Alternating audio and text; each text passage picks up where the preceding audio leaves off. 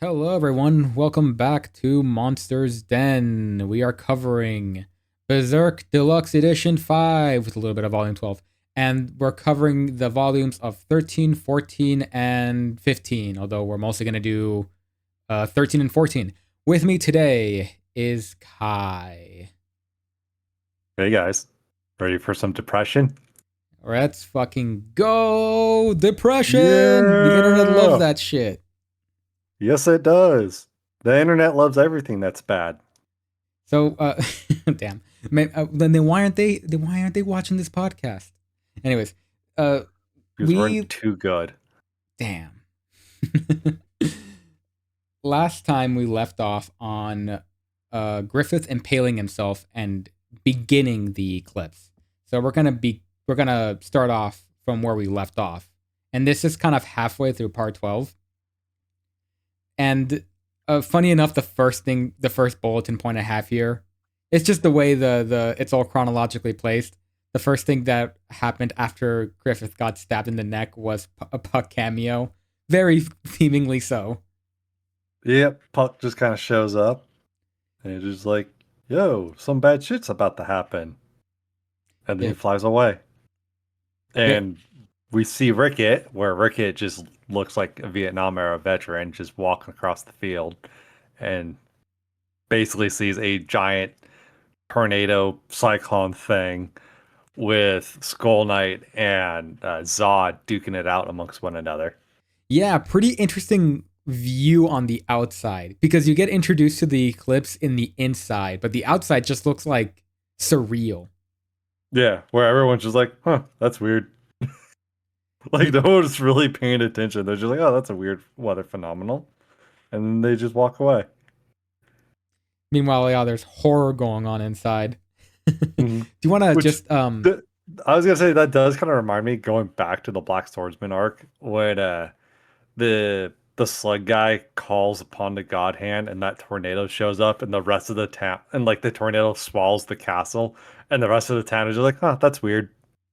Like no one That's really seems to right. care. Yeah, I They're forgot like, about huh, that. that's odd. Oh, good way to wrap around the theming there. Yeah, I kind was, of weird natural disaster type things going on. did you want to skip ahead to the since we're already on the topic and they don't really get brought up till later? Do you want to skip ahead to the Ricket, Zod, and Skull Knight thing? No, why not? Because they're relatively short. There's not much really going on with those two, or Yeah. three, I should say. So I found it really like it's one of those things where these characters kind of exist sometimes in a very loose way. It's sometimes when it comes to these fantasy series, but there's something surreal about being like, oh fuck, that's right. These two characters exist with each other. What do they have to say with each other? Because Zod and Skull Knight felt like they lived in different worlds, I know, right? And then it turns out that they're rivals with one another. which makes a lot of sense. Honestly, they both kind of Hmm. have that energy where they're willing to spar and fight. Exactly. And that's something that Skull Knight even makes note of Zod, where it's like, oh, why aren't you in there enjoying the feast? And Zod's like, I'd rather be fighting. I think I didn't pick up on that detail of Hmm. characterization. Yeah, like Zod, like I said in the last episode, Zod is not at all like the other apostles. He's very much so just like, I want to battle. I don't really care for all the power hungry shit or killing people and cannibalism and all that. I just want a good fight. Yeah, and what's weird is I assumed Skull Knight was going to be an antagonizing force, but he made himself very clear that he's on Gus's side. Hmm.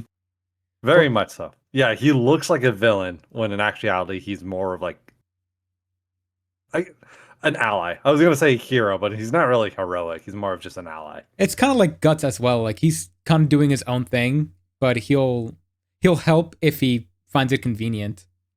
Exactly. Like I was like, oh, they're there. I might as well snag them and get out of here. Which is essentially what happened when, Yeah, let's not skip ahead too like, much.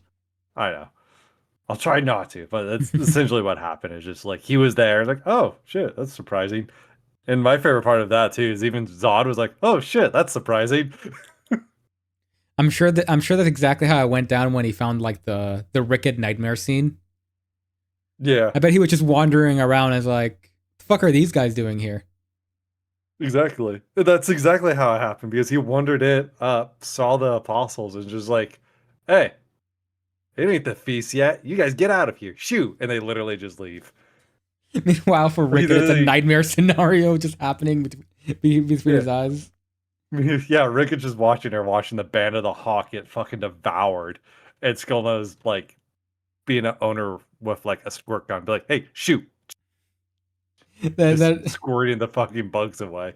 that really is how it went down, wasn't Yep. it? All right, but what's going on inside the little tornado? The Oh. absolute nightmare of a realm, but with a very horny entrance of, oh god, what's her name? The female god hand, It is. Why am I blanking on her name? like the succubus girl, whatever the fuck you want to call her. Really, essentially, that's what she is a succubus. I think it starts with an S, I think, but I could be wrong. Yeah, just fucking comes out of the ground, tits open now. Something that wasn't Yep. there in the Black Swordsman, where they were kind of semi-censored, but now it's like, nah, fuck it, titties out. Who gives a shit Yep. anymore? Everything's out. Let's go. Mira has had I more also than enough really like time. my favorite thing with her introduction is that she starts out with angel wings and then the wings turn into demonic wings That's to been a kind of little. show. That's been a little hinted at recently. Yeah, and like, oh, that's so cool just to show like, oh, she is perhaps once a angelic like figure or like a kind and caring, compassionate human that then turn into this demonic creature thing. Exactly. Yeah. And I think looking at them at the second time, I've come to appreciate the two really ugly looking dudes. I forgot Yeah. their names, but I've kind of come to appreciate just how weird they are as well. I always thought they looked kind of like Um, schmucks, but I found their purpose now. Ubek and Conrad, those two. Yes, those two. It's Sloan. That's what her name is. Sloan. God damn, it took me long Flan. enough to remember. Okay. Sloan. I kept wanting to say it's like Slan, but it's like Sloan. Okay. And then Void, which is Yeah. obviously Void. He's the easiest to remember because And he's kind of Void. like the face of the God Hand before Griffith. Pretty much. He's basically their leader. Yeah. I mean, hell, it could be argued that if there's a final battle, it's a toss up between it's rather Griffith or Void. Yeah, it's one of those two that's Honestly. going to be leading it. Um, I lean towards Void, but I think Griffith would definitely take his shot at Void in order to lead. Yeah, it's anyone's game really. Which Honestly. it is kind of hinted at. I'm trying to remember which chapter it is, but it's one that we've already kind of gone over. Where there was other God Hand members besides those five. I mean, within the Where same like chapter, they mention how there used to be a king that was I guess the pre-reincarnation of Rick Griffith. in a sense, yeah. Where there's other God Hand members, and it seems like in order to become a God Hand member, you have to fight and kill the next one above you.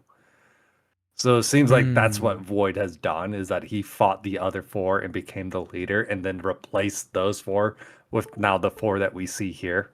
Interesting. That's a pretty interesting speculation. Yeah, and it kind of feeds into the whole God hands like leading through power, and that's really being the only thing that matters to them is power and strength and all that. He definitely has that vibe, Mhm. and he's a little bit of like all of the God Hand as well. He is. He's silent when he needs to be. He's intelligent when he needs to be, and he's kind of like, what do you call it? Kind of like, what was her name? Something. Slon. Yeah, he speaks bluntly when like she does. Yeah. But yes. And So he just looks like a leader type figure when you look up at him. Like oh he's yeah, taller than he's the final everyone villain of else. an XCOM game. Oh yeah, for sure. But so I have a couple of And then, bulletin. like, even his position on the God hand, he's the thumb, which your thumb is the most important digit on your hand because it's the thing that allows you to grab everything. It's true, and that's how I immediately noticed that the what do you call it? The index finger is missing, Mm. and that's Griffith's Yeah, spot, which is to and that point. would be I'm like, Griffith. okay, Mira, that's cute. Mm-hmm. Yeah, that's pretty good. But yeah, so I didn't mention this to the audience, but the bullet points that I have here are a little bit more broad. So we're not gonna go over the details. Well, I'm not gonna go over the details that much. I don't know if Kai wants to, but it's gonna be very broad strokes of what happened. And I make the discretion because my next bulletin point is just me skipping over to Griffith mostly being alone while Godhand was the one that gate kept the decision. I can unpack that a little better. So hold on. Let me rewind a little bit because my brain's a little scattered right now. I don't have much to say about the horrific scenes that happen within the clips or like the setup and the environment because no words can express how well Mira's art conveys it. Oh yeah, where there's just the horrifying look of everything and how it's going down, and like the valley of all the faces, and like the Mm-hmm. sudden realization that all the creatures that are surrounding them are apostles, and Gus is like, ah, fuck, what do we do?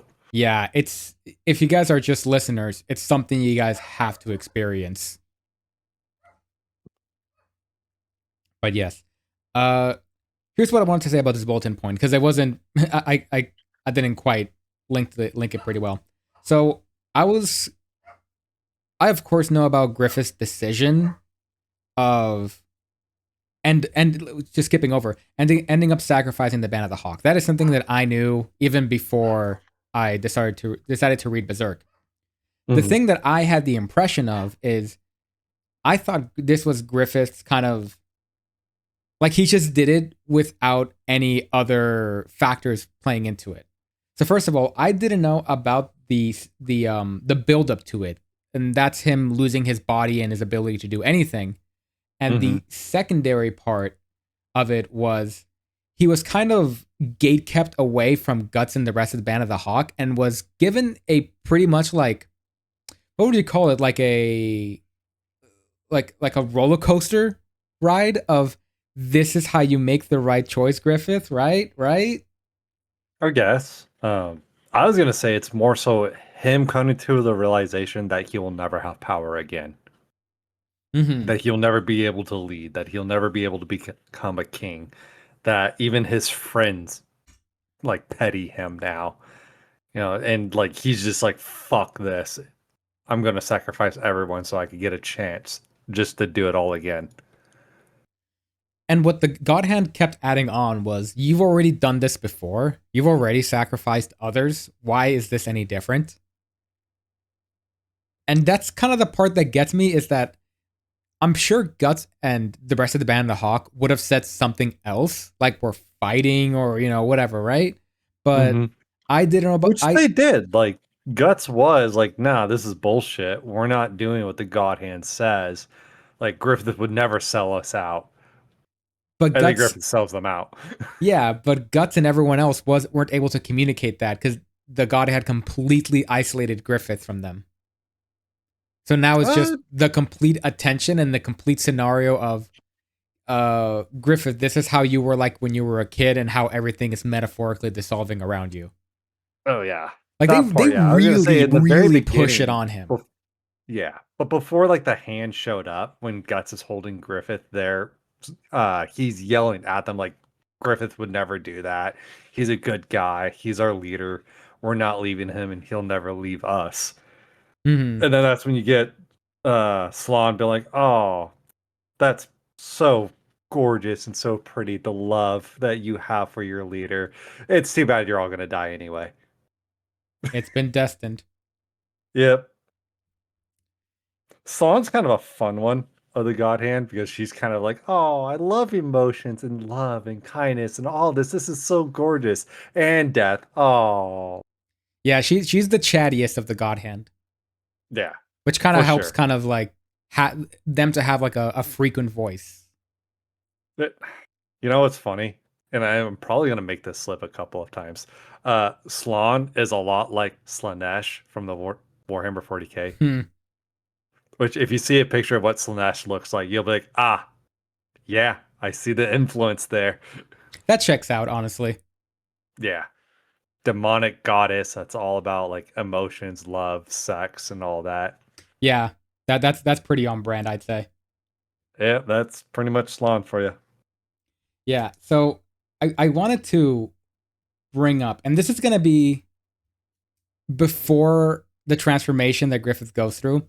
I want to talk about the decision of him wanting to become part of the God Hand. And I don't know if this is a hot take. I don't think that's the evilest thing he did.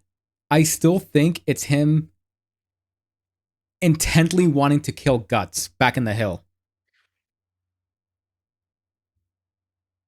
How so? Because he had really no reason to kill Guts other than to prove a point. And here, it's a lot more gray, right? There's a lot of stuff mixed in here of his body's not working, he won't be able to do anything. And the point I really wanted to exaggerate it, that I exaggerated previously, was he was gate kept from the rest of his friends and Guts to kind of talk about being like, no, that's bullshit. Hey, Griffith, snap out of it. He was kind of given this single hallway of follow this logic, Griffith. Mm-hmm. Where the gods kept talking to him. Mm-hmm. I want to say the word groomed, but that's not the right word. Kind of like manipulated him, but kind of just nudged him, if anything. Nudged him. Yeah, I would say it's more like they nudged him. Griffith already had the potential to do evil in him, which is why he had the whole Bailet to begin with, is because he already had that potential. Mm-hmm. I think they were just kind of nudging him in the right direction.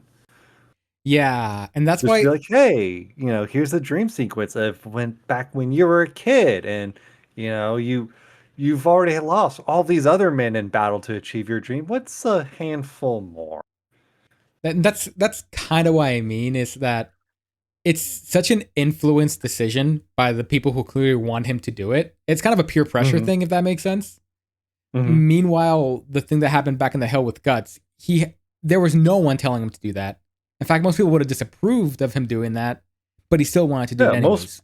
Most people would have just been fine with Guts leaving. Like, if that was your legitimate friend, you'd be like, oh yeah, man, go on, do your adventure. Just know that you always have a place back here with us. Stop by, say hi from time to time. Mm-hmm. But no, yeah. I guess I could see what you're saying. I still think what he did is pretty evil, don't get me wrong. Like, he sacrificed all of his friends to achieve godhood. It is an evil thing, but there is a little bit where, like, I think the God Hand themselves also take some of that blow, if that makes sense. Mm-hmm. They take a big chunk out of that decision making. Oh, none of them are to be trusted. Mm-hmm. Like, all the God Hands are, like, just as bad, if not worse, than Griffith. Mm-hmm. So they're all horrific human beings. So the headline I was sold is that Griffith chose to sacrifice the Band of the Hawk. But what it really is Griffith and the God Hand were on board for sacrificing the Band of the Hawk. Mm-hmm. So it's kind of a more unanimous. Again, it lessens the blow, but you are correct. It is still an evil act caused by Griffith, nonetheless. I'm not trying to forgive him, but just kind of trying to rank the evilness, if that makes sense. Yeah. Yeah, as long as you're not one of those guys like, Griffith did nothing wrong. I'm like, no, he did a lot of bullshit. It is a morally evilly gray decision. It's evil with a lot of muddy gray in it. I suppose the other side of it is, like, he may have been trying to save himself, because he could have just said no and then they all would have died anyway. That is true. Yeah. At least in his eyes, like, well, if I say yes, at least I live.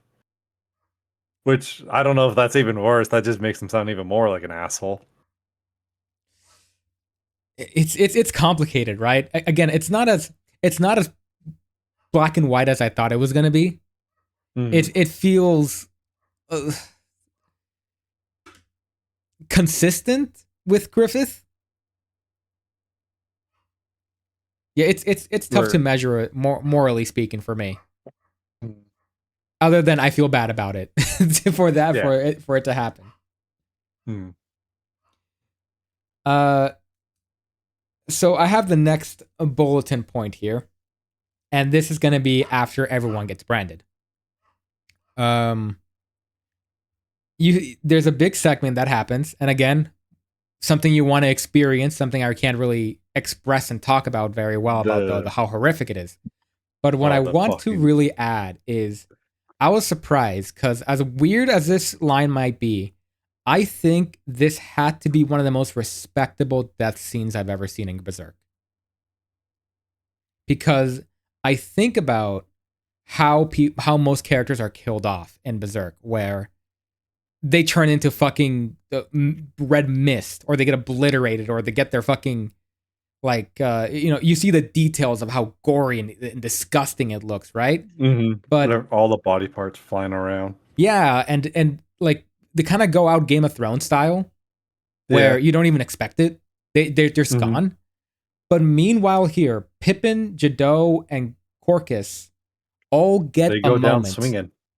Yeah, Yeah. they all get their moment, and it's all done respectfully. Like to go by each one individually very quickly. Uh, Pippin gets his last stand moment, and even when he dies, the camera zooms away from him. That is Yep. that is something no other character was given, just Pippin. So Not they don't only even want to that, it show him shows that getting it killed like took that. like three or four apostles to take him down. Yeah, Like which was Pippin great. was kicking all kinds of ass, and I'm pretty certain he even managed to kill the one apostle that was fighting or that was trying to kill Casca, because he slams his pick right into its head, and you see it reel back. Yeah, So I'm not sure if he killed it outright, but he definitely did some damage to it to the point where it was out of the fight. yeah, he slowed it down for them, everyone else for Casca to run away in particular. Hmm. And Jadot gets, he goes through a lot, but like Pippin, goes out swinging and kind of gets a moment to fade away and hear his inner monologue. Yeah. Again, if he was any other character, his head or fucking head would have exploded or something. Hmm. But no, he held his ground. And then you have Judo, who also goes head to head against a number of apostles. I was mentioning Jadot. And yeah, and he's just he gets torn apart a couple, or not torn apart. He gets fucked up. You get the one that bites him. You get the one with the whips that whip the shit out of him and all that. So he's getting his ass kicked, but he's holding his own as well. Yeah, and as mentioned, I mean, he gets that fading moment with Casca as well. mhm. No other character gets that once again, and even here with as silly as it was, Corcus kind of gets a moment of like he dies in a Corcus way, Yeah, which maybe it's not the bravest way to go out, but still like he was given his own little segment to his kind of own be little like, death. look at this dude. Hmm. And this is what I mean why it feels so respectful, because I've never seen Mura give so much empathy to a character that isn't Guts, Casca, or Griffith. This is him showing that I care about those characters. Even when they're dying, I'm going to give them a proper way to die. Yeah. Horrific as it is. It's also nice to know that a lot of the apostles that you see that end them off are apostles that are already dead. Yeah. Because like the one that kills Corcus is the very first apostle in volume 1. Oh, is it? I didn't notice that one. Yep, that's the apostle that Guts is fucking, and then he jams his arm into it and blows its head off. Interesting. I didn't pick up on that. That's cool. Yep. So that there, I think, is kind of cool. Where it's like, all right, cool. He's already avenged Corcus. He's going to get all of them, damn it. Yep. Yeah. Eventually, he will. Eventually, he'll get all of them. I mean, he gets the Slug Count, who killed the other band of the Hawk members. You still got to So get if we know Griffith, he damn it. kills him, still gotta get Griffith. That's the one. But to not skip too far ahead here, And just to kind of put it all in the bag. Um, their deaths weren't in vain because of them, Casca does end up surviving. Yep. Put a pin on that Costco and later. By Judo the are way, also able to take down a apostle as well, because that one with the whip head, like those two were able to, I guess, apparently kill it because Costa lands a blow on it and it falls to the ground and just doesn't move. So I'm like, all right, well, she killed one. yeah. So as everyone is like dying or struggling even to kill one apostle, let's zoom the camera on Guts. What's he up to? He is climbing a fucking mountain trying to get to Griffith. And it's starting. And after he makes his decision, he just starts killing off a bunch of Oh yeah, apostles with like a bone he found. yeah, a horn that he ripped off one of them. And he's just like, oh, they killed my friends. I'm going to get my vengeance. And he just starts murking the shit out of them. And there's something really badass up until this point of the story where you're in the eclipse, like an inescapable nightmare scenario. And in the face of that, Gus is like, fuck that. I ain't gonna fucking fight dying. Yeah, he's like, I'm not like, you're not stuck, or I'm not stuck in here with you. You're stuck in here with me. And he just starts killing apostles.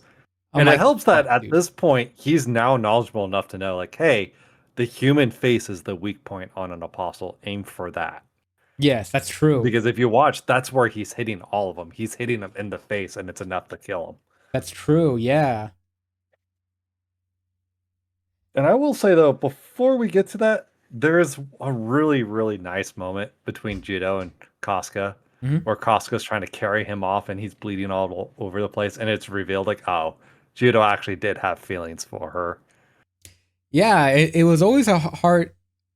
It was always hard to get a read on Judo, but I guess it's because you never Mhm. thought about it because you just assume he's a nice guy, and that's all you need Yeah, to know about him. But there's more going on under the hood. yeah, for sure. And his last words here is just like, you cry a lot, you know? And then even in his head, he's like, damn, I thought it was smoother than that. Yeah. And then he bleeds out. Dang, dude. That's what I'm saying. It's such a respectful death for Jado. It is. He just kind of bleeds out, which, yeah, I mean, that's a lot better than being torn apart and eaten like the others. Again, he was given his chance for what it was He worth. was. And he at least died on his own terms, if that makes sense. Mm-hmm. That's better than what was his name? Like Gaston or whatever? Gastov? Yeah, who's Gaston, who has his head basically blown off. No shot, man. Just Yeah, gone. which is kind of sad. There Although was he that did make stupid it line. fairly far. He did make it further enough for Guts to be like, oh shit, you're still alive. That stupid line is like, man, it's like I'm a background character.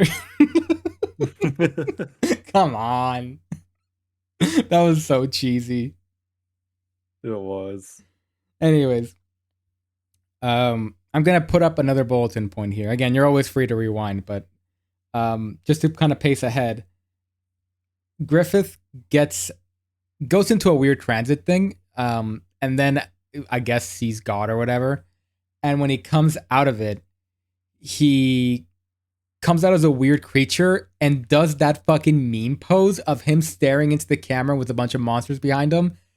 Mm-hmm. And I found it, and it's one of those things where, like, have you ever been in that position where you know the meme before you know the media it's in? Yeah, and there's a lot of iconic moments in this. I was about to say Deluxe Edition 5 has like 4 of them. Yeah, it has a ton of it. So There's just a to lot quickly, of pieces of artwork that you see, like some of the famed ones is like Guts going to his Berserk rage. yeah, And the you're like, one oh, the one yep, that's really faded with a full page. yeah, There's the one where he's smiling with just one eye, kind of yep, creepily, and of course there's this stupid fucking what do you call it, the Griffith pose where when he's doing the entrance. yep. Where he I has his arm out. I do want to add, now that I'm seeing him from panel to panel, I think his costume looks fucking stupid. Some rubbery ass Batman. It's like, what the fuck do you think you are, Looks like man? spandex. he like I don't know. I don't know how blasphemous this is if anyone really cares, but I think he's the stupidest looking of all the God Hand. But I don't know. That's just I a like his mask. That's about it. the mask is pretty cool. It does fit him a lot. But But to be fair, I think him looking dumb is kind of fun. it is, yeah. So that that's neither here or there. It's such a nothing thing.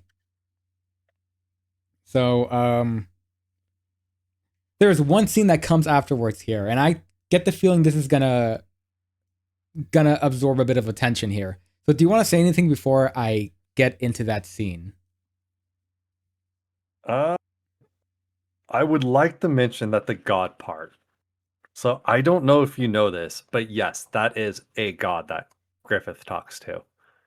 I couldn't really And make out what it is. It looks like a weird circle thing with like lights it's coming out.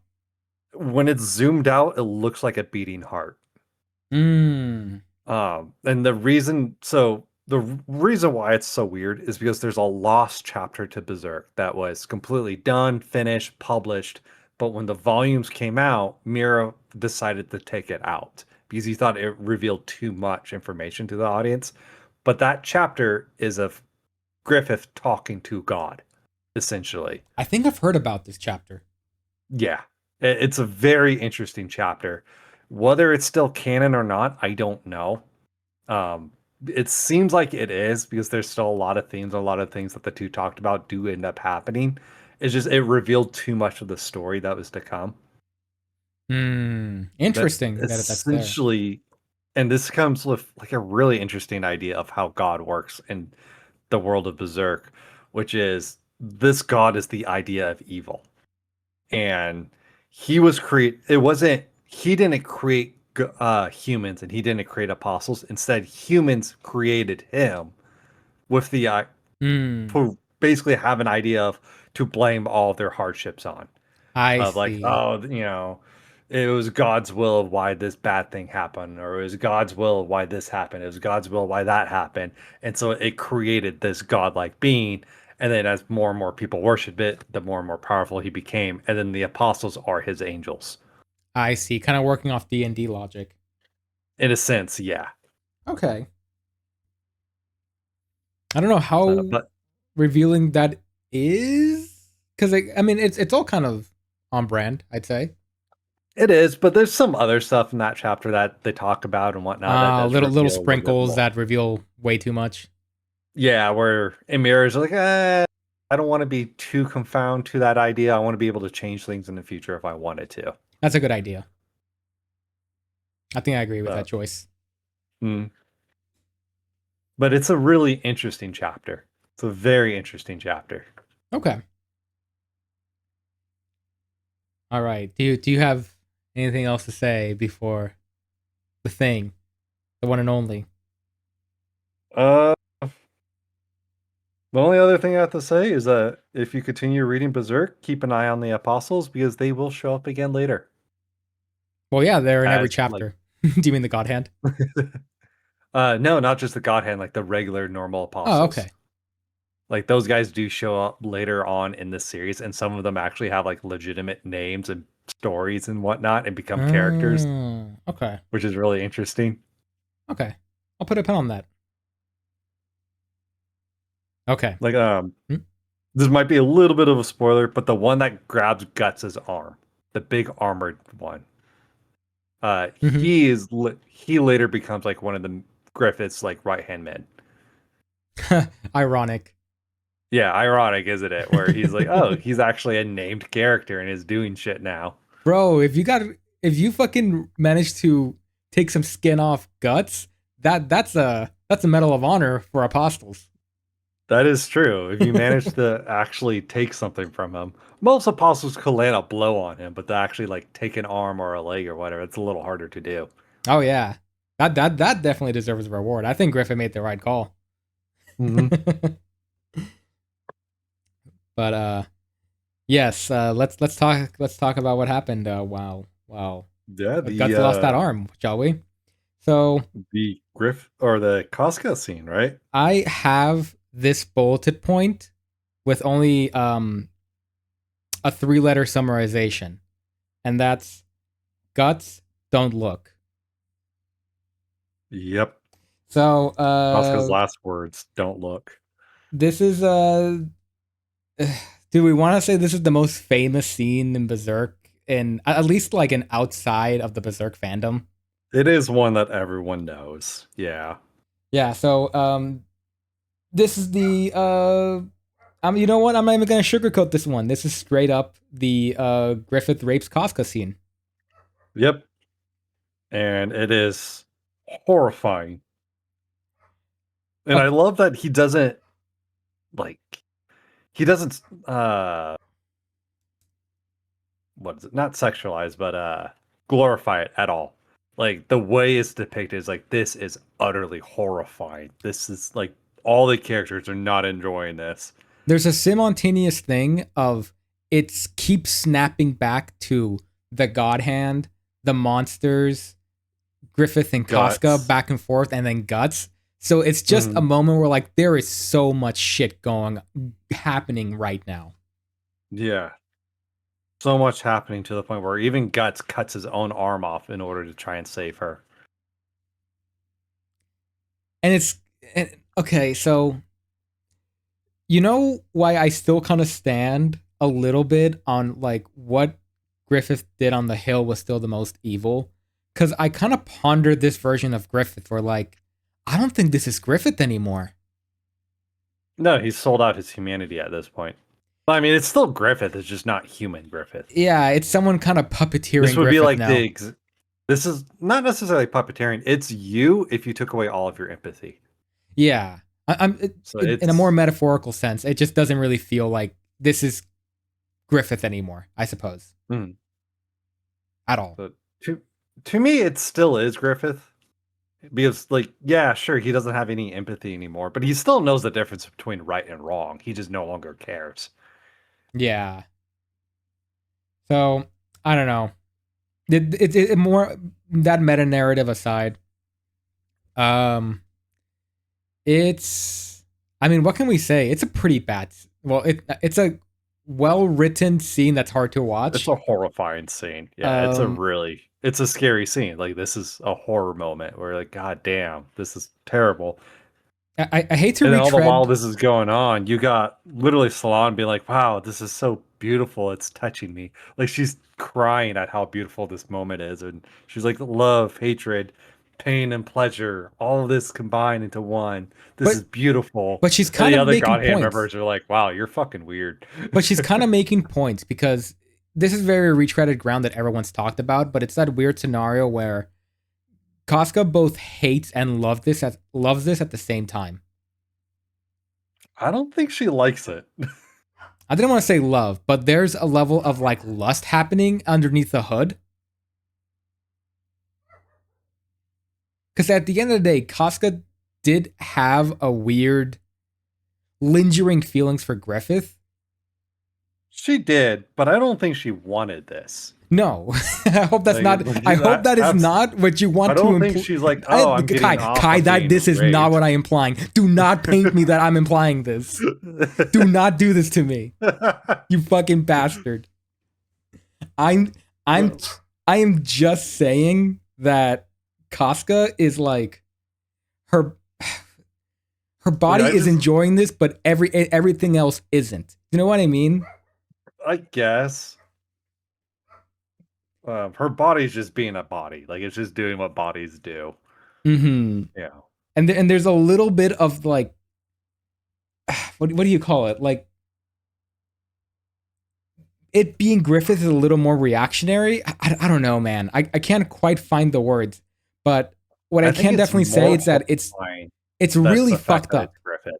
Yeah, I think it's more horrifying to her that it's him because this is a guy that she idolized. She saw him like a god. He's perfect. He could do no wrong.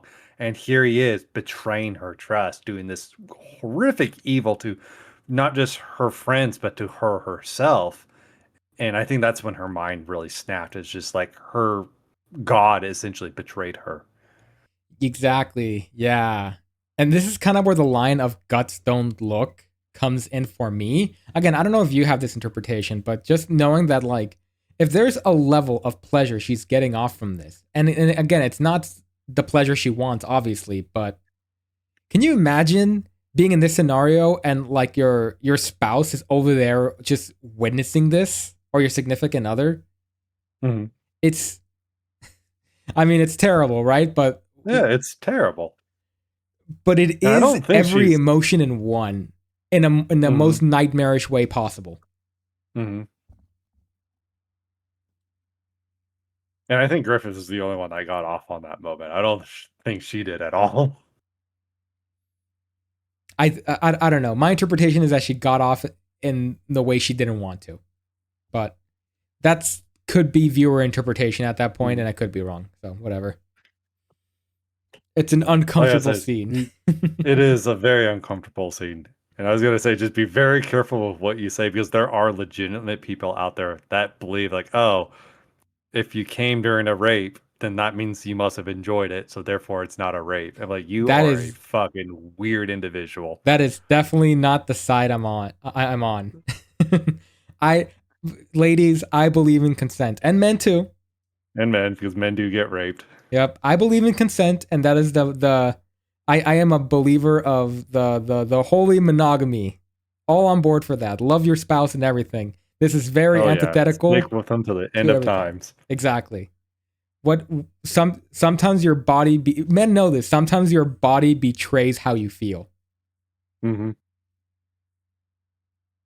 Just saying. That is true. Sometimes your body does do shit. So that's what I'm trying to get for Casca, but I'm trying to cut her slack. I'm trying to cut Casca slack, not Griffith. Yeah, it's her body that's reacting, not her. Yes. And Griffith is just kind of manipulating her. And who knows how much of that movement is actually hers, too. Because it's already been shown like Griffith can use like telekinesis and move shit with his mind. I know this is going to sound fucked up, but I like the idea that it was also Casca because it's a terrible scenario. Just emphasizing how terrible this fucking eclipse scene is. Mm-hmm. But... Or just an absolute betrayal of everything. Yeah. But anyways,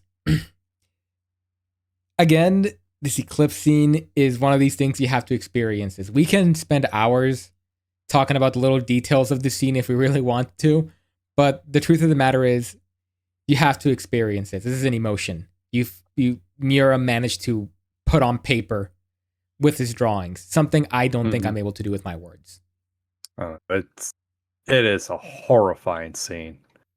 Mm-hmm. And the art is just as beautiful and horrific at the same time. Because like the monster designs are so cool, but then it is what's going on is so terrible. It is unfortunately beautiful indeed. Mm-hmm. So no disrespect, I do want to move on from this topic because there is something I want to bring up. Because the scene that happens right afterwards, obviously, Guts is still fighting, but it has no chance, right? Yeah, he's trapped. At this point, it all is lost. Like, everyone's going to die, and this is pretty much it. And then you see a crack in the eclipse. And out of nowhere, Skull Knight comes in and attacks Void first.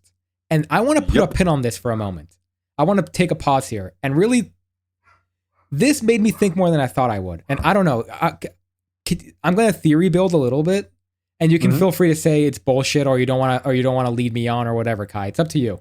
But you told me before, and you gave me the hint that Void is the oldest member of the God Hand.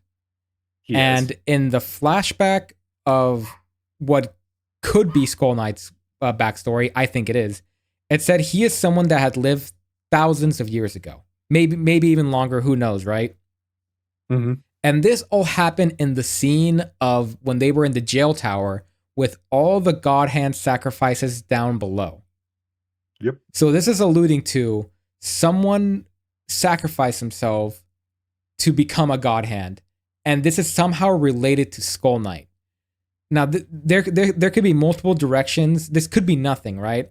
But my hint is, or my little lead on is, Skull Knight didn't open and come and try to save Casca and Griffith. He opened with he wanted to hit Void first. So what that Yes. tells me is I think Guts is to Griffith as Skull Knight is to Void. Yep. You are spot on that. Just So, from that those, one little detail. yes, It all those two have clicked. a very, very long history with one another. And it is hinted at earlier on that, oh, is Skull Knight an apostle? Did he do the brand of sacrifice on his people to sacrifice to become this being? And now it's kind of hinted like, oh no, it may have been Void that did it, and Skull Knight wants revenge on Void for sacrificing his people. Yes. That's crazy that like I managed to put that together with the tiny pieces that Mira, the little trails that Mira With this left little behind. tiny bread trail. That's all you need is that little bread trail. And That's you're able to fucking do that. cool, dude. It's very cool. It's Damn. excellent storytelling. That's fucking sick as shit. It is. And I wish I could tell you a little bit more because I'm glad you're not telling me too much. Because in a sense, Skull Knight is Guts if Guts continued his rampage, if that makes sense. He feels that way, honestly. Like him. Yeah. This Like, is if drawn out a Guts little could- bit later, but the the parallel between Guts and Skull Knight starts to become more and more apparent. It for sure. And later on we'll see because we'll talk about the aftermath of the eclipse. Mhm. If Guts carried on his revenge story with like all I want to do is just kill apostles, he would have become the next Skull Knight for sure. Like that was his trail, and Skull Knight was like, "All right, cool. You know, I got a second one of me hunting down Godhand. This is kind of nice. I have backup." Still carrying out his revenge 1,000 years later. What a Still doing it. what a nut job. And it is cool just to realize that like the whole reason that Skull Knight's doing this is just through his own sheer force of will and rage. Very Like, that's parallel why- to Guts. Yeah, it's like he's thousands of years old through magic armor and just his sheer force of fucking rage. And still fucking going. Even if Man, he's still skull and going. bones. Even if he's falling apart, he's like, "Nah, I'm too angry to die, motherfucker." So obviously what happens next is just in time, Casca gets, and Guts of course, gets saved by Skull Knight and gets sent with Ricket. And you know, it's so strange because the eclipse just sort of happened and then it's gone. Yep, that happens, and then it's gone. And then you have a moment with Ricket, Skull Knight, and Zod, where even Zod is like, "Holy shit, he survived!" Yeah. and is actually excited about it. Yeah. Genuine smile from Zod. Yeah, he actually smiles like, "This is interesting. Holy shit, he lived." And then he lets them go. He's just like, "Yeah, you guys can leave. The eclipse is over." Saving him for later. You know what's weird, right? It's like, did you ever learn about like in school about the San Francisco earthquake that happened like in the 1910s or something? Yep. So That wiped out like a huge portion of San Francisco and the library. absolute destruction, completely destabilized an entire town, and the earthquake was only for like 30 seconds. Mm-hmm. That's what I think about the eclipse scene, where like this is like what, a 3 chapter ish, like Oh, if not longer. It's like almost a volume within it itself. it's like, It's I don't like- know. When it's the smaller volumes, at least, it's like half of volume 12 and half of volume 13. Yeah, it's pretty small compared to other arcs like that are Yeah. maybe somewhat relevant here, but Mhm. its impact is tremendous. Oh yeah, it is the most important arc in all of Berserk. It feels a bit surreal knowing that this little moment that felt like it lasted forever for the characters just kind of come and went. Yeah, Kinda where like the you can earthquake. read it all like within an hour. Mhm, Or so. it's gone now. Yep. Well, It's just a tiny little thing, but it sets in motion a whole string of events that sets up all the next arcs from here on out. yes. So, do you want to get into the next one, which is the post wake up? You get to see that Guts got carried out to what was his name, Godo? Yep. Yeah, Go. to Godo's place with the daughter, and Ricketts also there. Um, and the one I want to highlight is Casca Mm-hmm. and the state of her. Um, I'm not She gonna lie, is I a was child. not expecting her to be this bad. Really? I Where she wasn't. just loses her mind? I was. I don't know because maybe because I had the impression that Casca was a tough mercenary leader. Mm-hmm. That she would have a little bit more fortitude. But when I really think about the character of Casca, she's always bottled up her emotions. Yep. She's always bottled up her emotions. And like I said before, her god literally just betrayed her in the worst possible way. So, like, Along her with everything else that entire happened as well. worldview, yeah, and the horrible events that happened, like, but her entire worldview just snapped, just crumbled away in her hands. 5 minutes ago, before that scene happened, she was thinking about taking care of Griffith like a baby. Yeah, she was going to take care of him, and they were going to live together and have kids, and that was that. That was going to be the rest of their life, and she was fine with that. And That's not how it went. No, that's not at all how it went. And now we see her in I don't know, cave woman. Sorry, I shouldn't say that. But like she's Just God, like a mentally, toddler, but like a scared one. yeah, she is a scared child at this point. She basically has the mentality of a kid. And And she's it's oh her damn, dude. psyche has completely broken. It hasn't sunk on yet because I haven't seen her enough. Mm-hmm. But for me at the state, I was like, it's so disorienting to see her like this. I'm like, you're a different It is. character now.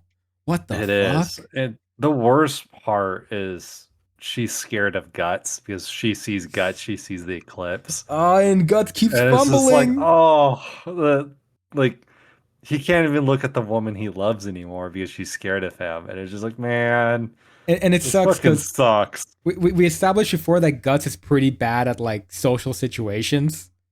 And Mm-hmm. and he just keeps fumbling with Casca very poorly every single time he's with her. Yeah. Which only makes her more scared of him. Yep. And it gets to the point where he runs. And he runs. And it's literally the chapter is just called The Sprint, where he's just so full of anger and rage that he just goes for who knows how long. He just books it, rerunning all of his memories, all of his past deeds, his friends, everything that's gone down. And it's just, oh, it's so sad. And you get another one of those scenes where he's staring at the stars. Yep, the famous scene of him laying in the field of grass as it rains, looking into the stars. But not for long. Yep. He can't do then he we can't do get- that what is it? In a relaxed manner anymore. Nope, because now you get monsters that are haunting him. And then Skull Knight appears and he's just like, yep, welcome to the new world. Here's This a is your sword. life Let me now. give you a Have fun." tutorial. But I want to add a little piece before we move forward, and this is gonna be interesting. This is kind of interesting onward because we had an idea of what Guts was back in the Black Swordsman arc, and then we skip to his childhood, and we wonder if, like the audience, like how did he get here? You get a good amount at his childhood, but it's not quite complete. And from this point of when he lays in the grass, all the way to maybe the end of the chapter, you kind of get to see all the little pieces slowly built up. Not just Guts, but they built up the Black Swordsman. Yep, you can see how he became the way that he is. So this first scene is showing his curse. and that's emphasizing Mhm. it. And again, I'm going to skip a little bit with a broad stroke. You can rewind anytime, Kai. You see the curse, and then you see the armor, and then you see the arm, and then you see the crossbow, and then the last piece that puts it all together is the sword. Yep. That was the last missing piece, and suddenly it all clicks. Here he is, the Black Swordsman. Yep. And he's got all the anger and rage that he had in the Black Swordsman arc, and now you fully understand why he's the way he is. Full fucking circle. That was so cool to see. Just the slow kind of like let's build the character page by page. And I do like rewinding back to the scene in the field where he's fighting off the spirits for the first time and he's using Skull Knight's sword, where he puts up such a fight that even Skull Knight is like, oh shit. Even he's kind of impressed by it. And then you get him fucking like Guts commanding Skull Knight, be like, hey, I need your horse. It's true. It like legit, like you're about to take on essentially an Eldritch Knight so you could go save your girlfriend. And Skull Knight's like, fuck, all right, let's go. Yeah. That was pretty cool. I want to add like, oh my god, dude, this would be such a Nedmir scenario for me. And I imagine the average person of anytime it's dark, demons will come after you. And the darker it is, the stronger they are. Yeah. And like that is such a horrible scene that I think, or a horrible scenario that I think most people would give up. But to see Guts stand up is like, oh, they want to fight. I'm gonna give them a fucking war. Yep. He's like, I'm gonna go. Like, you will be scared of me. It motivates them. I'm like, damn, Yeah. dude, that's the energy I need in my life, bro. I know, right? It's inspiring. We're like, man, I wish I was like that. Where it's like, nope, I'm gonna take the reins and I'm gonna go. I don't care how hard this is gonna be. What a fucking motivator. That's kind of why I like the character of Guts, because I mean, I was gonna get into this later, but it's kind of the broad strokes of struggle and what that means as we as people. But Mm-hmm. I'll get a little bit more into it later. Actually, He's the struggler. That is his whole thing. yeah, I'll give more detail later, more towards the closing part. It's kind of paint broad strokes. But yeah, again, it's I Guts gets built up. I think it's cool the little moments you see with the character interactions between Casca, Rickett, and everyone. Do you want to bring up anything in that scene of him like killing the Yes. demon or anything? The most important part is Casca giving birth. Is it? Or is this Yeah. or is this a setup thing? No, like Casca gives birth to the little demon baby. Oh, already? Like, well, yeah, It's the been little months? fetus thing. It's more like a few days. It like because when it comes out of her, it's that. Wait, did you not read this chapter yet? No, I did.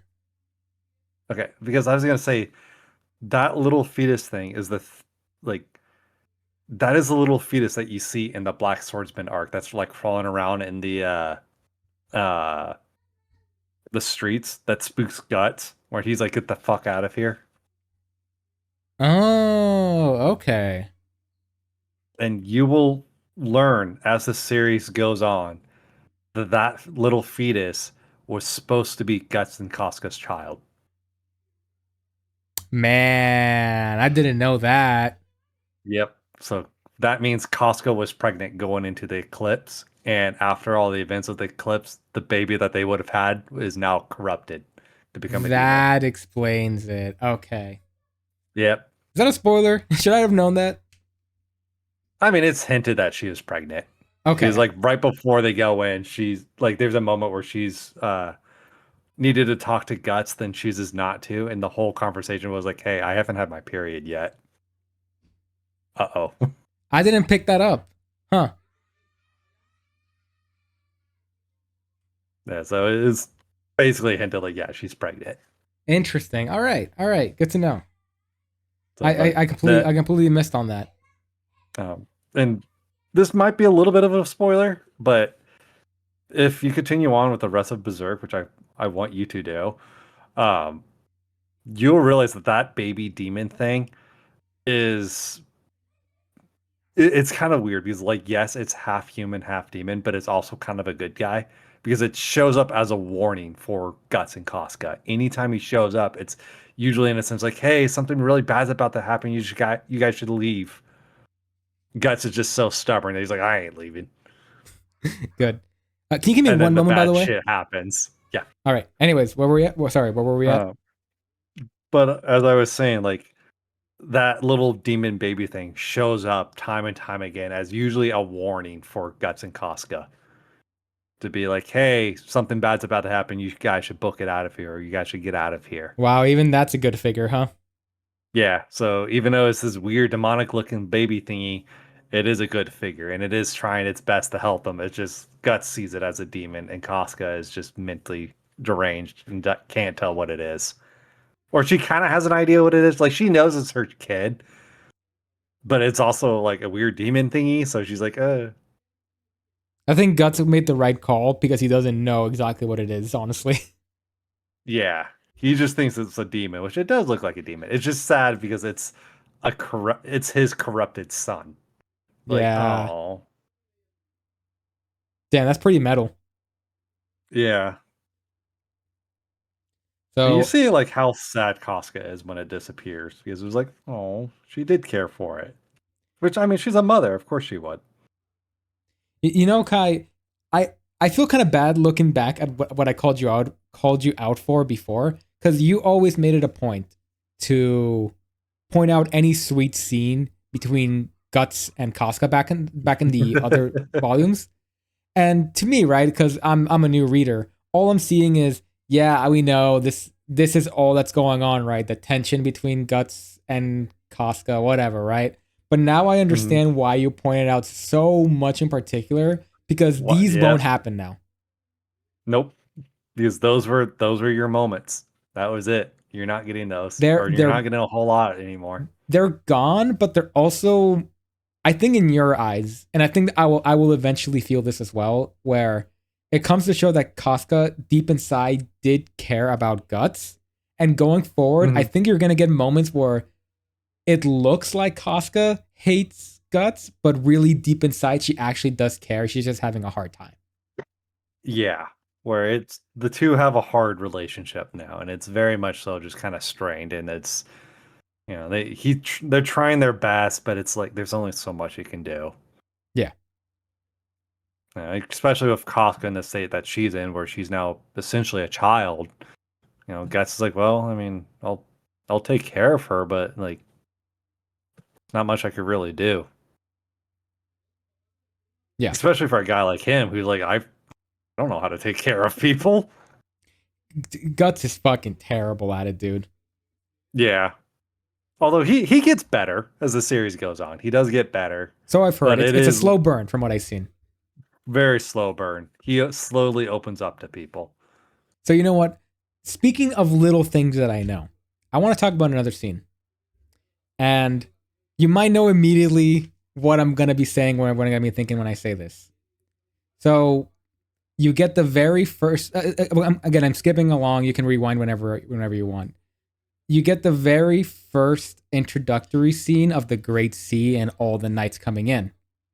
Maybe they were mentioned Mhm. before. I didn't. Maybe I missed it. But this is their very first proper introduction. It's And it's never fully announced that there's the Holy See. Um, it was just like there was an idea that there's like paladins, right? Like you had the yeah, Rhino paladins, and that was that. But this is the first time we're like, no, this is the Pope's army. This is the religious army of their time showing up, yeah, and they are just like, God damn, there's a fucking lake of blood. yeah. Prophecies are now in full swing. Uh-oh. Yeah, so they definitely look different from the average knight. They're all decorated and shit. And I Mhm. was just following along with like, oh, cool. Like, I'm liking that. Uh, now that we're out of the what do you call it? Like the flashback scene. Now Yeah. Miura is experimenting more with world building and everything, right? Like, oh, now he's setting up a new faction. You mentioned the Indian faction before that's gonna come up later. Now Yep. there's more talk about elves. Like, okay, this is cool. Like Miura's setting up. And then the head character takes off the helmet and she says her name is like Farnes or whatever. I think No, I'm pronouncing it Farnese. right. Huh? Farnese. Farnese. Yes. And this is one of these moments that it's why I hate spoilers because I know Because you the recognized her. other infamous scene. This is probably second place to the eclipse. The only thing I Oh, associate oh, with you're this talking about the character horse is scene. that scene. So Don't I'm worry, it never actually goes that far. yeah. So all I'm thinking when I see this character is okay. Just get to that scene. I don't even care. I don't even care about you. Oh, that's actually a relatively far ways away I'm sure, from this moment. Um, but it's one you of won't those see things that. where like knowing a scene ahead of time sometimes casts judgment on a character for me. Mhm. And again, to no And it's one's fault actually, because it is yeah, kind of a crazy scene. I'm not gonna say what it is for the audience it's a members that very don't know, meme but scene. Everyone knows. Everyone knows the meme for this scene. and if you don't know, God bless you, genuinely. Mhm. And but it's also one of those scenes where it's kind of needed because it I I, don't know the context, guy. just uh Do just to put into the context for I it need it? is this is the scene that or for that meme part, the scene that you're talking about. This is the part where it makes Fernice understand Guts, where she's like, "Oh, this is why he does the thing he does Okay, Kai, I because think of you're what." gonna spoil something. I pick up on shit quite quickly. I'm sorry to interrupt you, but I'd rather find this out on my own. No, I mean that's all it is. Like you can pick it up as you're reading it. It's like, oh yeah, like it puts her in perspective. Like, oh, I get it now. Okay, This is why Guts is a bloodthirsty maniac. I see. Okay. But yes, this is why I don't like spoilers. Mhm.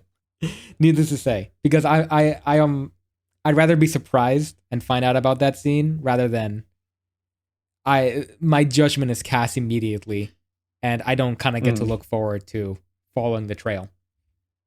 Yeah, no worries. And like I said, we are a ways away from that scene. It is volumes 17, 18, I think is when it happens, somewhere around there. That's not too far away. I did mention that I started reading the beginning of the convention arc.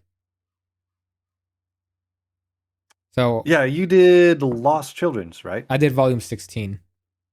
Okay, so you want to, yeah. So basically, when I'm the not that mob far apostle away, dies, needless to say. But yeah, you're anyways, like I want one to more move on from volume, and this. then you'll see what's going on. But anyway, yeah. So going back, now we have like after the whole birth thing, you have Ricket and Erica. That's her name. Yeah, yes. Ricket and Erica are running through Godo's old armory, and that's when they find like the crossbow, the arm, and importantly, the sword. And then Guts comes up and he's just like, "Oh, I'm gonna use this shit." And they pretty much duck him out and everything. And they also mentioned that the mine that they're living in was an old elf mine, and apparently elf magic keeps demons away, which is kind of interesting. I know a spoiler about this, but I won't say it on the podcast. Yeah, no worries. But it is a thing, whereas like, That is a uh, pin for later. yeah, it is a pin for later. Yeah. Essentially, elves are happy, demons are angry. Puck sure Demons looks don't like happy. happy things. Yeah, Pup is a very happy person. I see what you meant before where like I really liked Puck in the Black Swordsman arc, but now he is kind of getting a little bit of like Mimi. Yeah. So I Oh, and speaking of, did you read the fucking or did you pick up on the fourth wall break that he does? there was and I kind of like moved on pretty fast. What was it again? Um, the story would be too dark without me. Yeah, that's what it was. Like fucking Puck just breaks the fourth wall right there. And I agree. Yeah, I think he makes a point. For sure. And like Puck does play an important role at bringing Guts back to his humanity because at that point, the Black Swordsman, Guts is just like he's as bloodthirsty as the apostles he hunts. He does not care. Yeah, And as you read the Lost Children's part, Guts starts caring. yeah, especially towards the end. Mm-hmm. But I want to mention that I think Puck was handled pretty well in the Black Swordsman arc, almost perfectly. And Mm-hmm. I can start to feel people's hangups in the Lost Children's arc with Puck. Yeah, where he's a little bit annoying. Yeah, maybe it's because Mira's maybe trying to figure out how to reintroduce him, but I don't know. I want to cut him slack. I know Puck is one of those characters where he's got his ups and downs. He has really good moments and then he has really annoying moments, and it's just kind of a there's no he's not like Guts or Costco or Griffith where it's just an ever growing roller coaster of like, wow, this is really good. Mm-hmm. He kind of fluctuates at when he's good and when he's not. Yeah. And it's also a I break still for love the Mira little to guy, write but to draw out detailed panels. yeah. There's a Make a really little boy. funny panel where it's like Puck in a very simplified, kind of sketchy, memey, what do you call it? Like drawing? Like it's very, very simple. It's something that you would see like in a gag comic. Mm-hmm. And then the next panel is the most detailed like drawing of Guts slashing a fucking bug. Killing shit. Yeah. Killing monsters. You're like, oh shit, what the fuck happened here? And it kind of helped being like Puck is there for contrasting multiple things about Guts. And in this particular scene, it reminded me like, oh fuck, that's right. Mira's art is amazing. Mm-hmm. Like, oh yeah, it's not just this cartoony little thing. It's like, oh no, this is like borderline realism. God damn. Yeah, completely forgot. But yes. I do want to go back before we start talking about the Lost Children stuff. Is just Go ahead.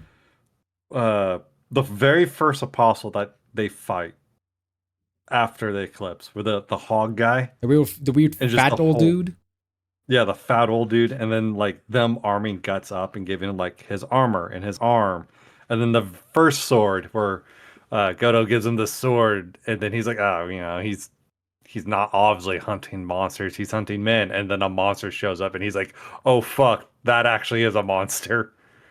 Yeah. Yeah. Oopsie daisy. Yep, and then the sword breaks, and eventually he gets a hold of his the Dragon Slayer sword. Yep. And like everyone's just shocked that he's able to wield it. They're just like, holy shit, that thing's wieldable. Which is funny because earlier on when they were talking about the sword, They were gonna throw it Goto, away or some shit. yeah, Goto mentioned that like, yeah, it was a joke. Like the king wanted me to make a sword to kill a dragon, so I made that thing just as a joke. I didn't actually think they were going to kill a dragon with it. You know, the sword and Guts have a lot in common now that you put it that way. Mm-hmm. Because kind of like no. kind of how like Guts is brought into this world, he was also expected to be thrown out. Yeah, it was just like no one was expecting anything from him, and now here he is, making something of himself. Huh? That's a pretty cool thing. Never really thought about it. Yeah. I also really like the first moment Guts uses his cannon arm and he pops his shoulder out of his socket. Yeah, it shows that he's still not used to it. Yeah, like he's still new to this. He's like, fuck, way too much gunpowder. Yeah, that's what I love about this chapter is like you kind of get to see where all the pieces start going. Now that you know the Black Swordsman arc. Trying to figure it out. And of course, you also get that double wide image of Guts screaming, which is like also There's a very the meme one. photo. Yep, there's the meme one. Put Hank Hill on it. There you go. But yes. And then from there, he takes off. Goes off on his little one-man army against everyone. He gets to go berserk. Roll credits. And so yeah, we've reached the goal, right? This is where I wanted to be. This is I said from the very start that I wanted to finish the eclipse. Yep, we're past the eclipse now, and we're the very beginning of Lost Children's arc, which you and I both have already finished that arc, so we could talk about whenever you want. But yeah. So for the audience, I think I might have discussed this. I forgot if I put it in the intro, but I don't have much to say about the Lost Children arc, especially since it's weird because it kind of bleeds into Deluxe Edition 6.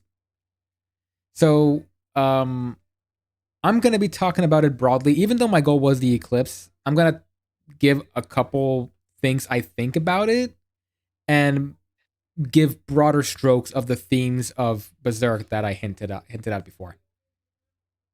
So, the bulletin point here is the Lost Children arc kind of just feels like the Black Swordsman arc, probably on purpose, right? It's trying to Yeah, get you back into the character of Guts. exactly. It's basically you're now caught up with his backstory. We're now back to the Black Swordsman arc. Here we go. It's a very similar format of um, Puck and Guts go to a place, they're hated, especially by their local child, and Hmm. then you find out that someone sells their soul for something, and Guts kills it and kind of gets still treated badly afterwards. Yep. And the important part on this one too is that it's not Guts that's hated, it's Puck that's hated, Hmm. which is a nice little change of things because usually it's Guts. Everyone's like, "Whoa, who the fuck is this guy?" When now it's like, "What the fuck is that? Oh, that's an elf. Get it out of here. Kill it." Yeah, it's a very elf And even themed thing, which kind of helps Puck as a character. yeah, because Puck was like, "What the fuck? Elves don't kill people. We don't eat things. What the hell are you guys talking about?" Yeah, And it's interesting because Guts picks up on it almost immediately. Like, "Oh, there's an apostle hanging out around here." Then, yeah, it's almost the same thing that you see back in the Black Swordsman arc. hmm The same themes follow. That's why I kind of feel like it is it does feel like a filler arc, but I get its purpose. I don't need the reintroductory because I went through all of Berserk like in about a month, or at least hmm I got up to here in a month. Some people obviously read chapter by chapter, and that may take months for them. I don't know, right? So yeah, it's kind of because good at to get this that point, this would reintroductory. have been a few years Hmm. if you were going like off of publishing. This would have been a few years after Black Swordsman arc. Yeah. So I understand its purpose entirely. I do like that in this arc, it does show that fairy tales as is are already kind of real. Like the very first Yeah. introduction was the Tree of Souls, and Hmm. like, oh fuck, we thought that was just a legend. Turns out this thing's real. Yeah. Yeah. And there's a little bit of a pullback also to back in Ricketts' nightmare scenario, where you see this that character being like, "Is that an elf?" Yeah, where it's like, oh, there's an elf, and no, it turned out just to be a moth girl. Yeah. And then you have Jill, which I actually quite like Jill. I hope she returns. Yeah. There's Uh, th- there's a lot of abused girls that I hope return. yeah, at uh, least these ones are is all just physical abuse. She was just beaten by her dad. I mean, she almost got well. I think it I don't was know what more was of an about to army. happen. Probably a lot of bad things though. Back in the tree scene. Yeah, yeah, a lot of bad things. Who knows how far I would have gone, but Mm. here comes Guts the hero once again. Yep, and who does not look like a hero. But there's a few things in this arc that I really like to highlight, especially like any scene with Guts and a kid, because like you have the scene in the windmill where like he's sleeping there and Jill falls asleep on his lap. He gets mad, doesn't he? Yeah.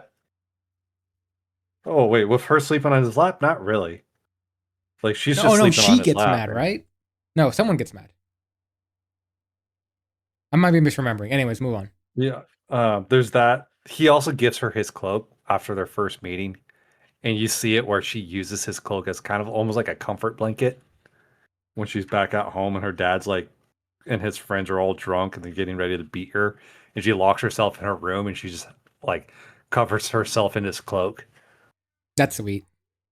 Yeah, it's like it goes to show like yeah, Guts is this big mean tough looking dude, but a lot of people like these kids kind of look at him as a savior. Yeah, the themes of Berserk also go kind of forward where sometimes doing the right thing makes you hated by people, Hmm. or at least like the bigger crowd, but the people around you are, they still support you. Yeah, And I think and that's like pretty important where you see even socially the world is closing on Guts, but he also just keeps going and even finds people who genuinely like him along the way. hmm and even with the other kid, like there's the scene where the elves do attack and they eat the kid's parents, and he comes running out and he dives underneath Guts's cloak, and Guts is like, "Stay down," as he literally uses his sword as a mosquito swatter and just kills a bunch of elves. Yeah, very And reckless then of him to do, but hey, he's got he's just built different. yep. And then my favorite thing is like after that, he's like, "Hey kid, you want to get revenge for your mom and dad?" And the kid shakes his head yes. And guy's like, "All right." And then he uses the kid as bait, and then just fucking books it, It holding the was kid. such an unhinged scene. It is, but like to me, it's a really fun scene because it shows like he had that kid the entire time. Yeah, outsider's point of view, the other humor's like, "Oh my god, he's heartless. He's using a kid as bait. This is terrible." But not once did he ever drop the kid. And when the kid did almost come close to dropping, he immediately picked him back up again. Yeah, this Like job. he had that kid's full trust the entire time he was doing this. Yeah, and this arc does a really good job of making painting Guts as a bad guy for the rest of the world. Yeah, It where the shows rest of how the world unlucky would kind of see Guts him. is when it comes to his Mhm. face. Exactly. Where everyone sees him as this horrible dude. But then the two kids that he's helping the most are like, no, he's a hero. He's helping us. And Guts even points it out to the townspeople after this whole fight breaks out, where it's like, oh, you guys all, now you guys care. You know, now that I've killed everything, now suddenly you want the kids to be safe when, yet all of you locked your doors. Not one of you came out to help them. Bro's fucking spitting, man. Yeah, and That he's village right. is a bunch. There's a bunch of pieces of shit in there, bro. Yeah, they're all cowards. Not a single one came out to help those kids. He was the only one to do it. They're all terrible, man. Jill was right. You just got to leave Bill that was village, right. bro. Yeah. Dear Lord. Speaking of, actually, I wanted to ask you this because in the deluxe edition, there's something that came, um, In the middle of in the this. middle of it. Berserk prototype was that in there? Yep. Yes, the Ah, Berserk prototype. that was it was really amusing because you get a dude that kind of looks like he's cosplaying as Guts. Yeah. You get In Guts this with a chapter. slimmer face and an eye Yeah. patch. So for the audience, this is supposed to be the very first what would you call it? Like test It's run a of prototype. yeah. Yeah, it was his one shot. So generally, how comics are done is that and this is in both West and Eastern comics. Generally, what you would do is that you would do like anywhere from a 30 to a 60-page one shot of your idea. It is just kind of an overall summary, usually basically a chapter one to or a chapter zero to see if the publisher will take your idea. That's what Berserk prototype is. It was Mira's one shot to the publisher to see if they'll take his idea, and that's what this is. Yeah. And so you see a lot of the early stuff or early ideas of Gus. So like Gus has his eye patch and his metal arm, and He has you Puck, know, which I found interesting. yeah, he has Puck right off the bat. He also doesn't have a crossbow arm. He has a crossbow itself. Yeah. And the themes of him like also it's kind of funny that they reused the girl's face to put it and just put it on Griffith instead. Yeah, the girl is just straight up Griffith. I found that to be kind of amusing. But Mhm. you know, the same themes are like they're here, right? Guts Yep. comes in, he's hated, or except maybe by Puck is kind of so cool with him. He doesn't give a shit. He's brash. He's rude, but he still does the right thing at the end of the day. And even if people hate Mhm. him afterwards, he doesn't care. He just kind of pushes on. Yep, he just kind of does his thing and he goes. So that theme was always kind of there, and it's interesting seeing that Mura has the core of Berserk already kind of in his head, Exactly. emotionally at Whereas least. and even in the prototype, like Guts is a lot more talkative, and he's like always has a permanent frowny face, which is to me it was really funny. Yeah, like when you read comics, do you like do you give a character like a voice in your head? Yeah, So for most of the time, I gave Guts like a really deep voice for most of the most of like the Berserk reading. But in this hmm one, because he looks so weird, I just made him sound like super nasally, like a nasally version of Guts. I don't know. To me, I still gave him this regular Guts voice. To He, me, like he just Berserk looks a little bit prototype, off. like to me, Berserk prototype could very much will just be like a regular adventure for Guts and Puck, where there's like, this is just one of the little side quests that they're doing. Yeah. That they just went off, did this real quick, then left. Also, I like that Vlad Tepes is in it, where it's just like, oh, that's just Vlad the Impaler. Yeah. I mean, that was kind of the first guy that got slashed back in the Black Swordsman arc. He kind of had that energy, just a little bit more Mhm. blanketed. Which actually, now that you point that out, even his design, the fat bald dude, resembles the Slug Cow. Oh yeah. He definitely reused a lot of things for kind of the upcoming things he had in mind. Mm. But I just like the name Vlad Tepes. I'm like, oh, that's just Vlad the Impaler's real name. You just use that. Fuck it. Which, I mean, it is kind of hinted that Berserk takes place in like an alternate reality of our own world. It feels Or like, like it. yeah, this is in like Germany, I believe is where it takes place. Yeah, I could believe it. At least that's where a lot of the folklore comes from. But like there's Somewhere in West a Europe. moment in there. Yeah, somewhere over there. But there is a moment where, and you see this with Guts as well, where again, it just goes to show how long Mira's been planning this out, where you have the old woman asking Guts to go and avenge her granddaughter. And Guts is like, nah, I'm not doing that. And then he immediately makes his way for the castle after saying no, he wasn't going to do it. Yeah, it's true. So, or it's just one of those things where it's like, I have a feel like I think he tells people no, so that way they don't get their hopes up in case he dies. Kind of like a doctor. Yeah, kind of like a doctor. He's just like, I'm just gonna tell him no. I'm still gonna try and do it, but I don't want them to follow me. Which I mean, that happens a lot. I mean, again, Lost Children was essentially that entire thing. That was the main problem. Was Jill kept following Guts, and Guts like, leave me the fuck alone. Yeah. You're going to die every time you follow me. The ball's But on Jill, man. yeah, the ball's on Jill. I want to point out But one other thing, unless you want to finish something off. I was just gonna say, like, yeah, I just really like Berserk prototype, and I see it as more of like, yes, it's a prototype, but I could totally see it as just a weird random side quest that Guts and Puck went on in their early phases of the Black Swordsman arc. I'm glad they put it in there, honestly. It was a nice perspective to get. I do too, and it could very much so fit in the overarching story of Berserk because the only weird difference, other than his eye patch and a crossbow, was that his mother was killed by the Yes, apostles. yes. And that was really the only big difference. And that he was chatty. Yeah, and that Guts is a lot chattier. Yeah. But yeah, you're 100% correct. But I do want to point out one thing. Actually, something I didn't bring up with you that much.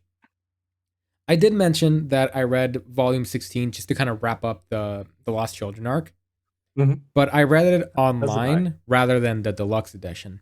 And I want to say that, man, dude, I did not feel the same energy of like the beautiful art of Berserk coming out on a fucking computer screen. Getting the big Yeah, old deluxe edition of the book really makes it all come together. I get that feeling all the time with either not just comic books and manga, but with like regular literature as well, where like Mhm. there's just something about holding the physical media in your hand and reading it that way just gives it so much more life for some reason. Yeah, and does not feel much stronger than Berserk, man. Holy shit. Yeah, oh yeah. You Berserk is one of those things where if you're gonna read it, you almost have to read it physically because that's the only way you're gonna be able to see all the tiny little details. Granted, I mean you can do it on a computer, you can zoom in and whatnot, Mhm. but after a while, you are just looking at it pixels on a screen and your eyes are gonna hurt, and there's only so far you can zoom in. Meanwhile, a page you could just stare at something for hours. And I highly recommend getting the deluxe edition because it feels like you're flipping through a Bible, man. Oh yeah. But Those books are so cool. like when you flip to something like the famous gut scream, that shit is like holy fuck, it's popping out of you when it's something that big. Hmm. It's just right there popping off the page, and it's just so cool. So if the last 5 episodes didn't convince any of you guys, this is my endorsement to get the deluxe edition. It's great. Yep. The deluxe editions are fantastic. I have those regular small little Tokobons, but that's just because I collected those long before the deluxe edition ever came out. Yeah, he's an OG fan. And yeah. And I don't know if I will get the deluxe editions as much as I would love to. Those things are fucking expensive. You already That's my have one him. It's gripe with fine. them. Yeah, but they look cool. They They look so good. definitely are. Okay. Um, I'm sorry if I'm like skipping across the Lost Children's arc, but again, I don't want to cover it too deeply because part of me just doesn't care because it's not part of Deluxe. Whatever, right? But I know you wanted to stop at the eclipse. yeah, And I do have some the other Lost minor Children points that I are want to bring up, but yeah, finish. yeah, go for it. Oh, okay. Did you want to like finish anything up or? I was gonna say like I could do a rough rundown of Lost Children because it is a relatively short arc. Because I say leave it to the listeners if they really want to. okay, I kind of already know what happens because I already read it, but hmm honestly, I'm gonna say that again. I didn't feel too strongly about it. It was good for Berserk. I mean, it's Berserk, right? yeah, But it it's didn't an blow arc me that away like the eclipse or the Battle of Dorothy or anything that happened in the hill. it's really hard because like it to me it's a really good arc and it's a really important arc for Guts as a character. Oh, excuse me, as for Guts as a character. But the problems that the eclipse came before it, Yeah, where it's just like you have this home run of an arc, and then it's followed by whichever arc that's going to follow it. Really, is just not going to live up to the hype. and this kind of feels like a middle of the road for Berserk, which is good, Yeah, but the scale is on Berserk. mm. But I do like that now you're looking at Guts where he's like having to fight kids, hmm where and we know as and it's shown clearly in this arc and even in the golden age like kids are kind of his weakness. He doesn't like harming children. You get that back in Black Swordsman. Oh yeah, like even back then, he stretches his neck out to save the kids. hmm So, And you do get a moment too with that fetus in this arc where like it's him sitting by the campfire by himself, and the demon fetus shows up, and then all the demon babies show up, and it's like, oh yeah, that's it. It's the baby trying to give him a warning, like, hey, these fire children are coming to kill you. You should probably leave. But it's just Guts being Guts. It's just like, nah, I stay and fight.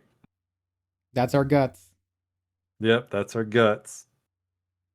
So, I'm gonna skip around a little bit away from Lost Children for a second, if you don't mind. Yeah, go for it. Because I have more to comment on what happened before, but now I have a little bit more context.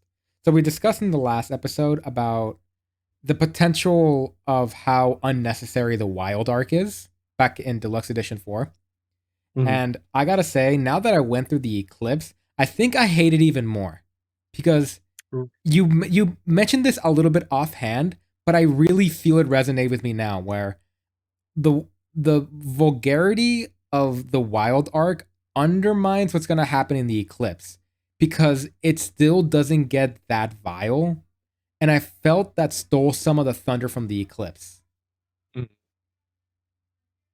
A little bit. Like I said, it's one of those arc that a lot of people just don't really care for. The only hmm reason I like the Wild Arc is mostly because it puts Guts in a leadership position and shows that he is now strong enough to go up against apostles. Yeah, we discussed about how it was the only thing that could have been changed was just the scene with Casca. Yeah. And this becomes a little more emphasized now with I feel if Casca never got assaulted once, like at least in that way, besides maybe her Like introductory stuff, but like like her only ever assault was from Griffith, it would have made that assault 10 times worse. especially if it was like maybe one of the only ones where you saw kind of Casca stripped down like that. hmm Yeah, I think I would have liked Because that a lot more. because to that point, this would be like the third or fourth time she's almost had it happen to her. Yeah, some of the impact was lost on me. Not entirely because it was Yeah. still a bad scene, but like again, the I wild do arc agree with you with sometimes that felt point. worse. Like I would have been more fine if Wild just grabbed Casca and just like chucked her into a tree and she was unconscious for like 10 minutes. Yeah, And like her coming to was like, oh fuck, Guts is still fighting and like tries to get up but can't because like, you know, Judo's like, no, you can't, you'll die. Just let the two of them hash it out. Yeah, if it leaned more into violence rather than the sexual nature of it. Yeah, where it leaned more so into the violence of Wild. Yeah, so again, this makes me hate that scene even more. Is all I want to emphasize here. Yeah. Yeah. You and a lot of people share that same sentiment. It's Oh, unfortunate, but and they share I it.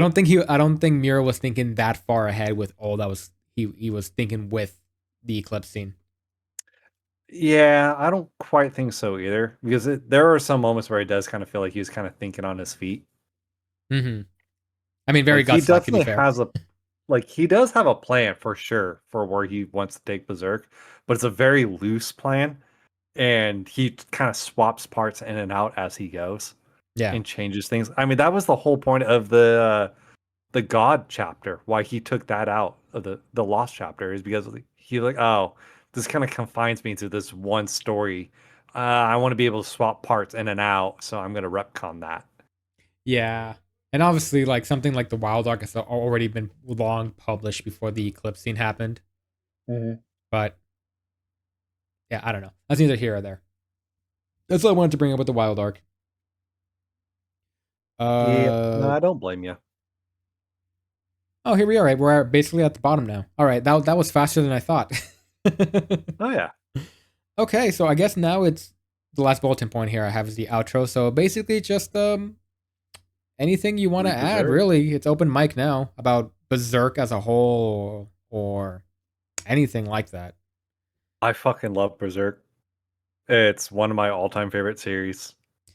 Please go read it. Just know that it is very dark. There's a lot of blood, a lot of gore, a lot of sexual violence, but there's also a lot of hope and a lot of healing because that's kind of the point of Yeah. Berserk is it's this dark and cruel world, but even in the most dark and cruel world, there's still love and there's still hope.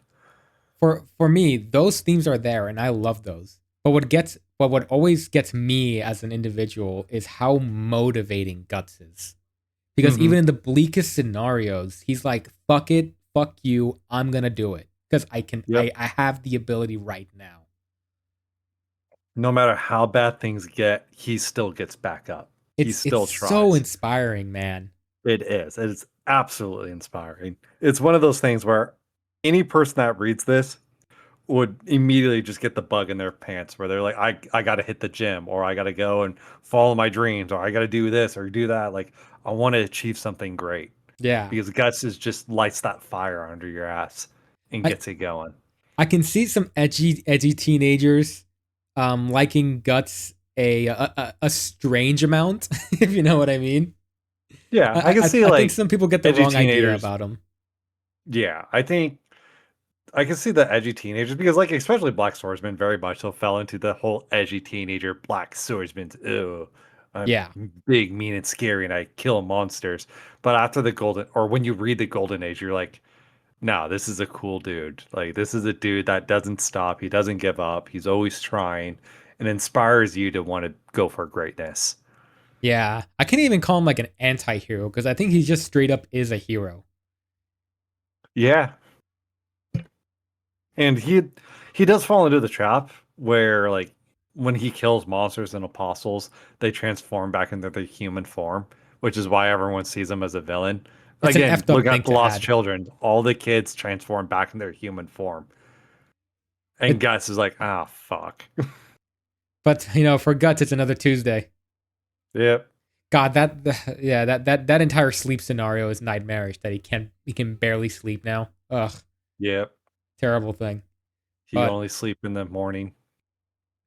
uh, but yeah, man, like this was a fantastic journey that I'm glad I went on. This Berserk is usually regarded as one of the best mangas ever. Um, I haven't read all of it, so I can't speak for I can't quite speak on it wholeheartedly. But these were an excellent 15 volumes that I read. And the arts and the themes and the characters and like, oh my god, dude, there was so much to love about this series that I understand why it's the Full Metal Alchemist of manga. Where everyone Yeah. points at it as like, yep, that's the one. It's one of the big seinen series. or it is the big seinen series. Mm-hmm. It I mean, it's one of those series where people who are fans of fantasy have read it. Like not even manga fans or anime fans, but of like just fantasy and the dark fantasy genre in general. Berserk is recommended in that circle. yeah, I can see So it's one why, of the something like like From Software put their entire personality in it. oh yeah, and like just the fact that it is one of the very few manga series to break out of the manga fandom, where it is being recommended amongst other fandoms to go and read. It's just astonishing. So even if you guys know the spoilers, there's still so much in between that you're missing. Oh yeah, there's a lot of little moments because as much as Berserk is known for all its blood and rage, there's also a ton of silent little quiet moments that I adore where it just lets the panels breathe. And You know, again, the famous one being Guts staring into the night sky, or just like these quiet moments. And I love that stuff. yeah, it's all fucking fantastic. And um, to tell the audience, my goal was to read Berserk uh at this age. I'm not gonna say what's the age. You guys can guess it. That's the fun part of it. But He's old. I'm old. That's all you need to know. And my goal was to read all the way up until the eclipse. And in 10 years, that's right, a whole decade, I intend to read the rest of Berserk. Because I know about the little minor spoilers in between, or like kind of seen screenshots here and there where I know Guts grays out a little bit more and he's much older and he has more things to worry about and he's contemplating life differently. And I feel like Berserk is such a perfect series to start reading when you've already accumulated some damage in your life. And the Berserk way very I much so is a see the coming of age later story. arcs of Berserk, this is when you start kind of when you lived enough of a full life, you can kind of start reflecting that on what it means for Guts and what that means to you as a person. And that's why I want to wait to read the rest of Berserk when I'm much older. Yeah, because Berserk is very much it's like a coming of age story, but for adults. Mm-hmm. Where it's just like this is just adult life. This is what it happens. It's Get not a used thing to it. where you You just start gotta at endure. It's not a thing where you start at 6 and end at 20. It's more like you start at 20 and end at 40. Yeah. Whereas like the older you get, the more you relate to Guts and the more you get it. Yeah. I, on the other hand, will basically just reread the entire series because I want He to. loves I it. feel like it. I love it. I'm like, oh man, I want to get to the rest of it now. So I will probably be doing that. So yeah, this has been the end of the journey, Kai. Well, it was fun, at least for me. I don't know if you enjoyed it I as much, hated it. but No, I love Berserk. I'm this so glad you were able to come with me in this journey. It made I it so much better, and it kind of helped me. It made Berserk feel longer, if you know what I mean. yeah, and that's the other thing. This is only 15 volumes. Yep. The amount of shit that went down in 15 volumes, like Jesus. It was nice to That's all. drag out every detail and really think about it a lot more thoughtfully. Mm-hmm. And it just like you don't when you realize that it was only 15, it makes Berserk feel like God. What I just read felt like it should have been like a 30 volume series, and no, this was Mm-hmm. just 15.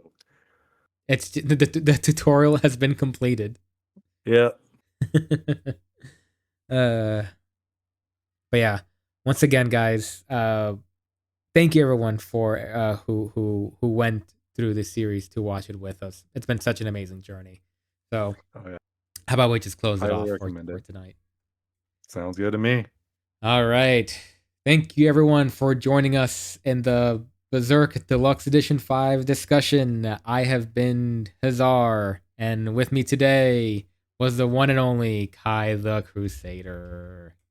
Thank you guys. I hope you enjoy, and please go check out Berserk. It's very good.